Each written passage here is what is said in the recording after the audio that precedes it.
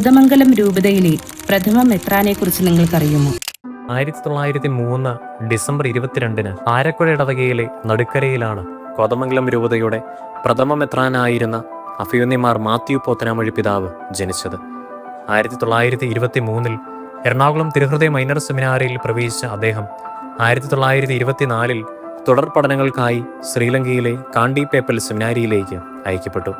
അവിടെ നിന്ന് തത്വശാസ്ത്രത്തിലും ദൈവശാസ്ത്രത്തിലും ഡോക്ടറേറ്റ് നേടിയ അഭിമന്യ പിതാവ് 1932 ഒക്ടോബർ 2 പൗരോഹിത്യം സ്വീകരിച്ചു. പെരുമാനൂർ, നെല്ലിമറ്റം, തൃപ്പൂണിത്തറ, കിഴക്കമ്പലം എന്നീ ഇടവകകളിൽ വികാരിയായി സേവനം ചെയ്ത അദ്ദേഹം 1945 എറണാകുളം അതിരൂപതയുടെ വികാരി ജനറലായി സ്ഥാനമേറ്റു.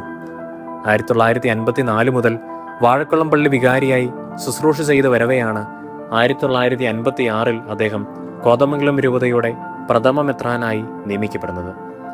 നിന്റെ രാജ്യം വരണമേ എന്ന ആപ്തവാക്യവുമായി മേൽപ്പെട്ട ശുശ്രൂഷ ആരംഭിച്ച അഭിമന്യ പിതാവിന്റെ പിതൃസഹജമായ വാത്സല്യത്തിന്റെയും ദീർഘവീക്ഷണത്തിന്റെയും തണലിൽ രൂപത ആദ്യ ചുവടുകൾ വെച്ചു തുടങ്ങി. 1977 രൂപതാഭരണത്തിൽ നിന്നും വിരമിച്ച അദ്ദേഹം 1982 ഫെബ്രുവരി 6 നിത്യസമ്മാനത്തിനായി വിളിക്കപ്പെട്ടു. മാർ മാത്യു പോത്തനാമൊഴി പിതാവിന്റെ ദീപ്ത സ്മരണകൾക്ക് മുമ്പിൽ രൂപതാ മക്കളുടെ പ്രണാമം.